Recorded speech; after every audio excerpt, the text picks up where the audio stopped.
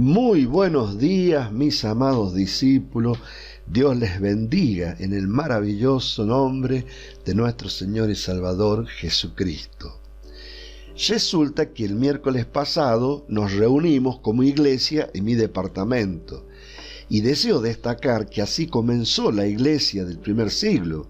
Reuniones de familia en casas particulares donde se comparte la palabra de Dios, se cantan canciones alabando a Dios, se comparten experiencias de vida, se ora por necesidades específicas, etcétera, etcétera. Pero también se comparte una comida, un café, un mate, que es una típica bebida argentina, y lo hacemos como si fuéramos hermanos, como realmente somos. Somos hermanos en Cristo, compartimos galletas, facturas, medialunas. Y realmente este miércoles, a pesar que estuvo muy frío, pasamos una tarde maravillosa, riendo, cantando, jugando y sobre todo aprendiendo más de la palabra de Dios.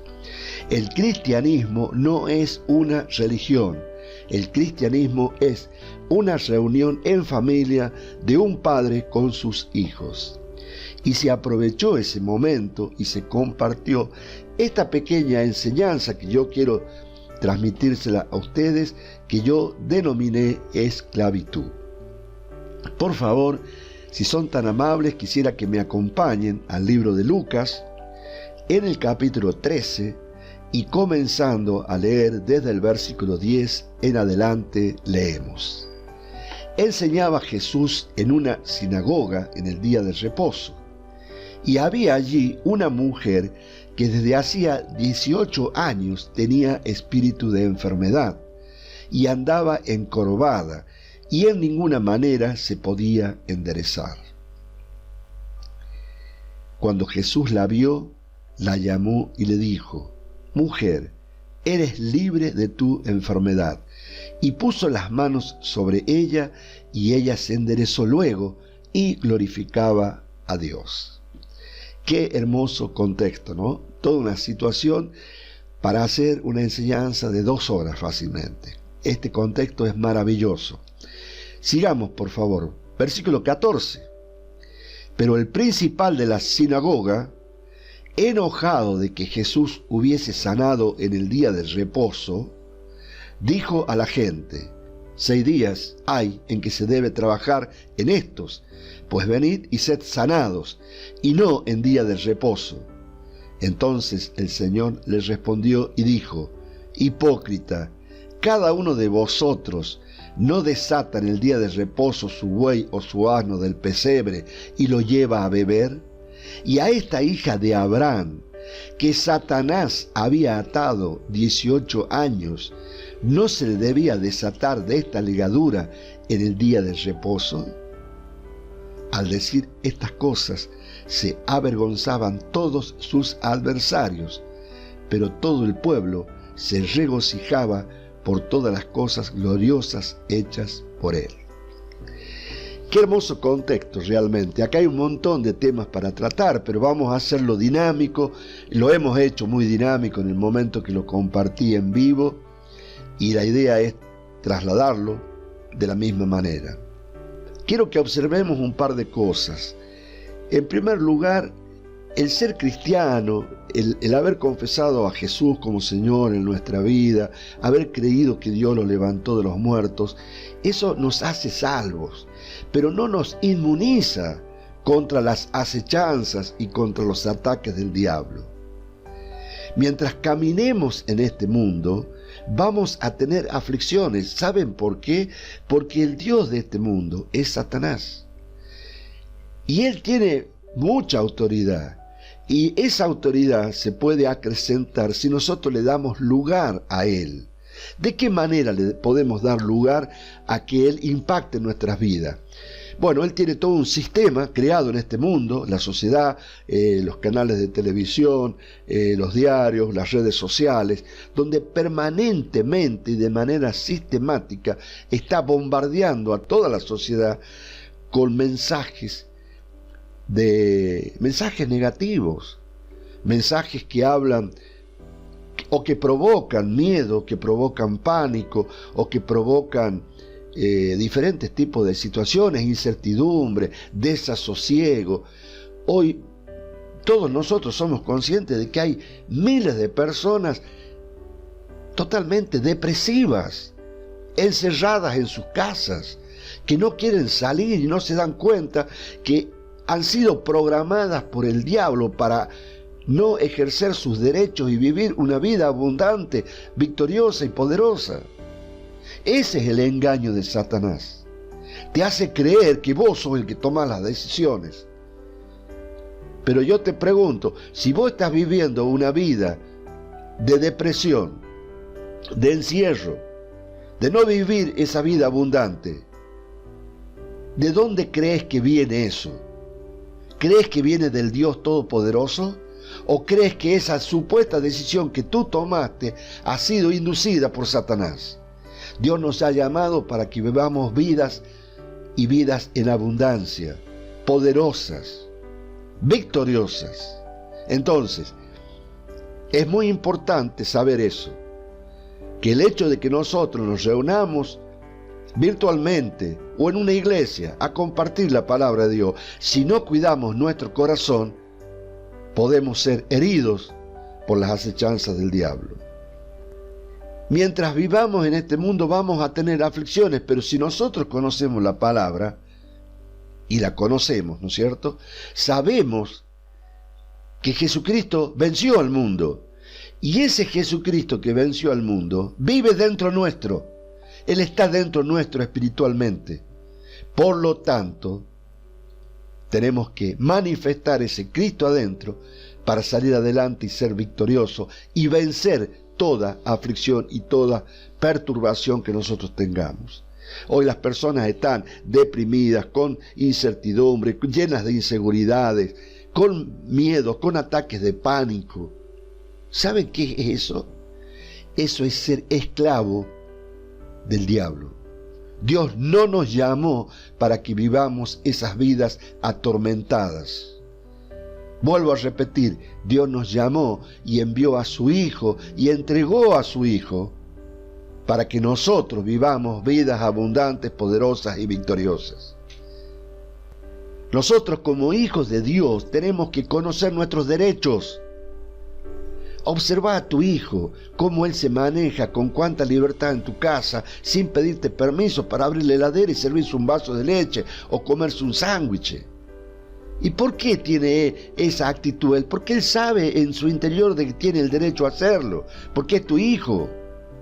No permitamos que Satanás nos engañe con mentiras o con emociones negativas que son puestas por el adversario en nuestra mente por medio de pensamientos.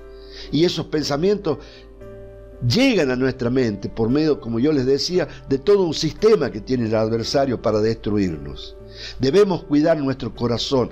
Por favor, acompáñenme a Proverbios, capítulo 4, versículo 23. Sobre toda cosa guardada, guarda tu corazón. ¿Por qué? Porque de él mana la vida. Yo no puedo manifestar una vida abundante si yo estoy esclavo de supuestas decisiones que yo tomé, pero que son contrarias a la voluntad de Dios y que, qué casualidad, concuerdan con la idea de la esclavitud de Satanás.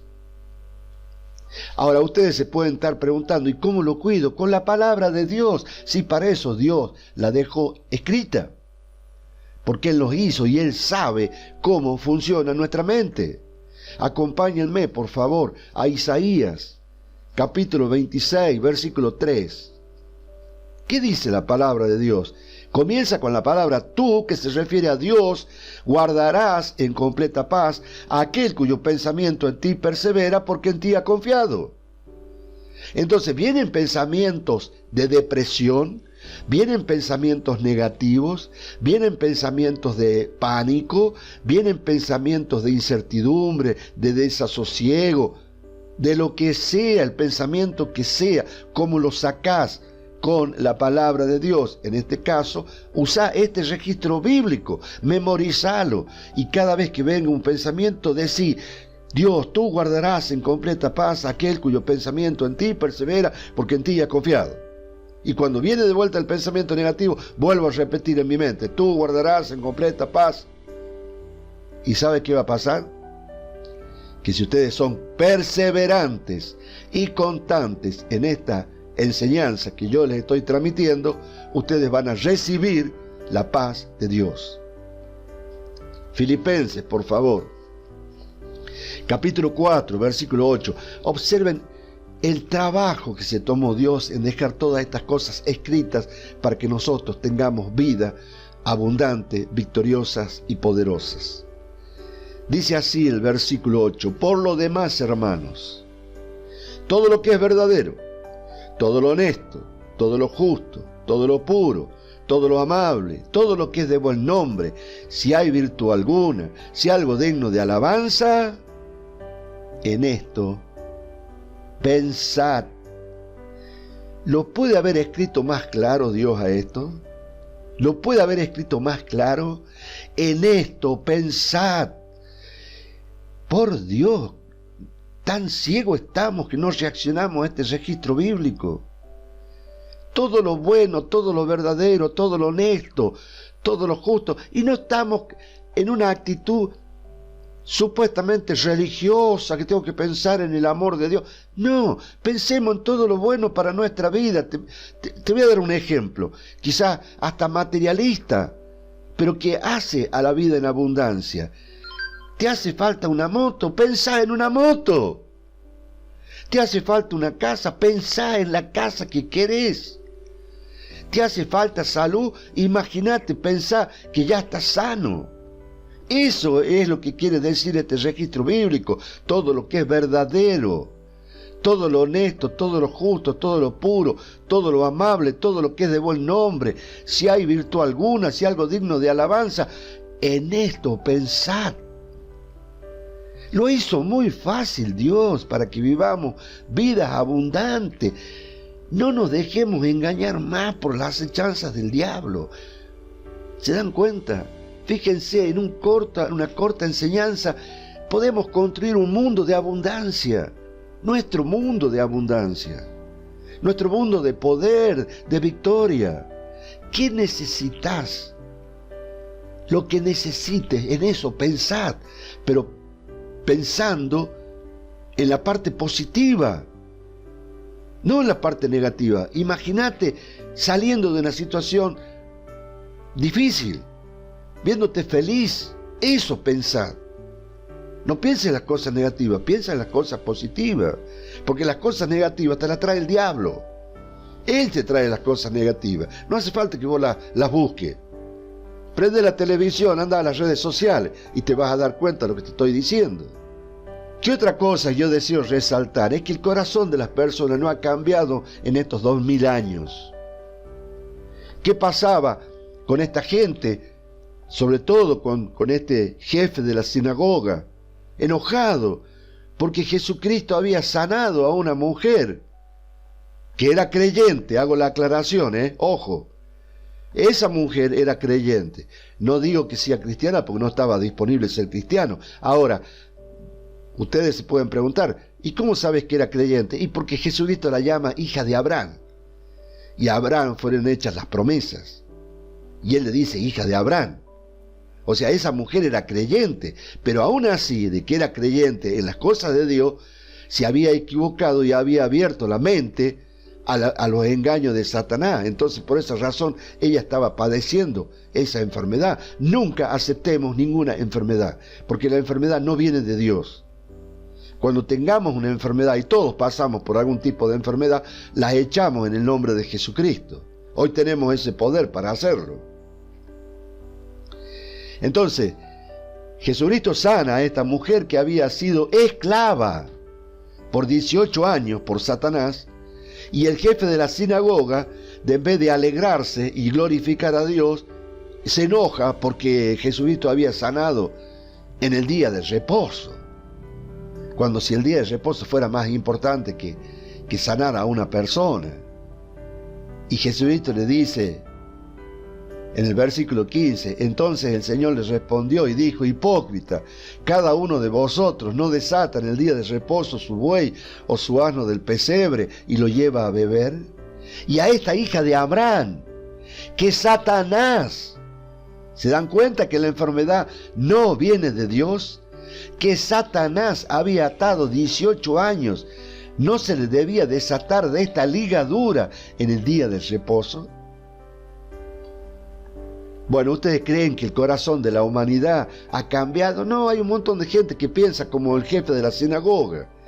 Por lo tanto, a ustedes como creyentes lo van a criticar. No se preocupen. Ustedes tienen que ocuparse en vivir la palabra de Dios y dejarse de tontería, de estar pensando, ay, si yo no le voy a decir a este que estoy escuchando la palabra de Dios, porque ¿qué va a decir de mí? No importa lo que diga. Ustedes compartan la palabra de Dios, compartan los videos que yo les comparto. Traten de sanar su entorno social, su entorno habitacional. Compartan los videos con sus amigos, con sus familiares. Eso es lo que quiere Dios. Y así van a ir sanando vuestro territorio. Porque vuestro territorio está contaminado por gente negativa. Y con la palabra de Dios nosotros lo echamos fuera. Entonces no se preocupen por lo que diga la gente.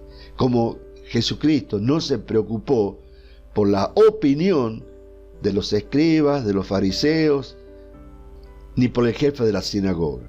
Es más, él encima le enseñó y le dijo, no seas hipócrita, hermano. Esta mujer ha estado atada por Satanás durante 18 años. Y vos, en vez de glorificar a Dios, me estás criticando a mí que yo sané a esta persona. Pero realmente hay que ser ciego, ¿no? Realmente hay que ser ciego espiritualmente para actuar de esa manera. Por último, chicos, para terminar esta corta enseñanza, acompáñenme al libro de Mateo, en el capítulo 11, y comenzando a leer desde el versículo 16, dice la palabra de Dios: ¿Mas a qué compararé esta generación? Es semejante a los muchachos que se sientan en las plazas y dan voces a sus compañeros, diciendo: os tocamos flauta y no bailasteis, os endechamos y no lamentasteis. Porque vino Juan, que ni comía ni bebía, y dicen: demonio tiene. Vino el Hijo del Hombre, que come y bebe, y dicen: he aquí un hombre comilón y bebedor de vino, amigo de publicanos y de pecadores. Pero la sabiduría es justificada por sus hijos. Chicos, no se preocupen, nos van a criticar porque supuestamente no hacemos las cosas como deberíamos, entre comillas, hacer. Nosotros tenemos que ocuparnos de una sola cosa: hacer lo que dice la palabra de Dios. Ha sido un placer enorme vivir esta experiencia nuevamente de reunirnos de manera presencial con mi iglesia. Así que yo los bendigo en el nombre de Jesucristo y los exhorto a que se mantengan firmes en la palabra de Dios y comiencen a vivir la vida abundante que Jesucristo hizo disponible. Una vida en abundancia, con poder y victoriosa. Nos vemos el próximo domingo en nuestro encuentro virtual. Dios les bendiga. Chao, chao.